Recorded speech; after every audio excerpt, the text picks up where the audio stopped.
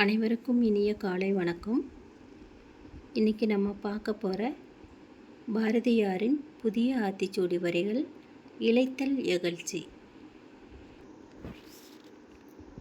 இளைத்தல் இகழ்ச்சி என்பது சோர்வடைதல், இகழ்ச்சியை தேடித்தரும்.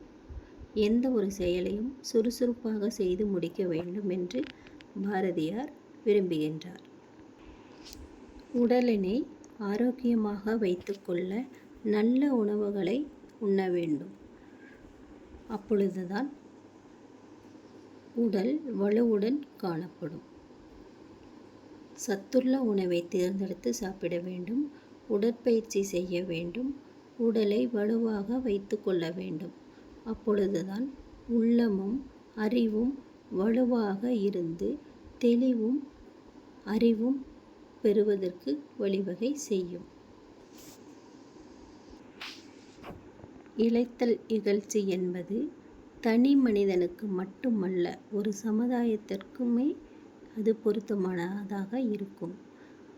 ஒரு நாடு, ஒரு சமுதாயம், ஒரு குடும்பம் இளைத்திருப்பது என்பது அந்த சமுதாயத்தையே கீழ்மையடைய செய்யும்.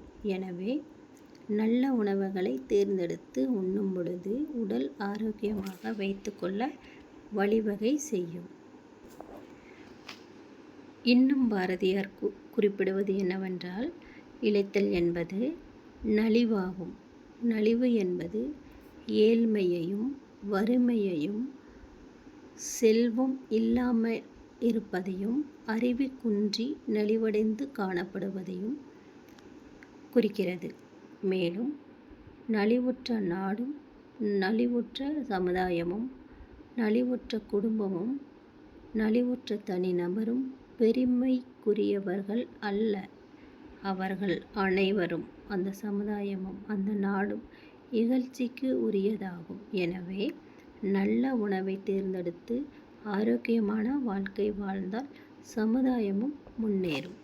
சமுதாயம் முன்னேறினால் அந்த நாடும் வளர்ச்சி பெற்று சிறப்புடன் விளங்கும் என்பதற்காக இளைத்தல் இகழ்ச்சி என்று இளைஞர்களுக்காக நல்ல உணவை உண்ண வேண்டும் என்று பாரதியார் குறிப்பிடுவது பொருத்தமானதாக இருக்கிறது.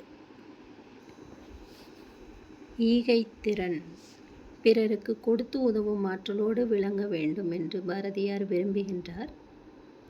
ஈகை என்பதற்கு வேண்டுவோருக்கு கொடுப்பது என்று பொருள். வறியோருக்கு தன்னிடமுள்ளவற்றை கொடுப்பதின் மூலம் அவர்களின் அறிவும் தம்முடைய செயலும் சிறந்து விளங்குகின்றது.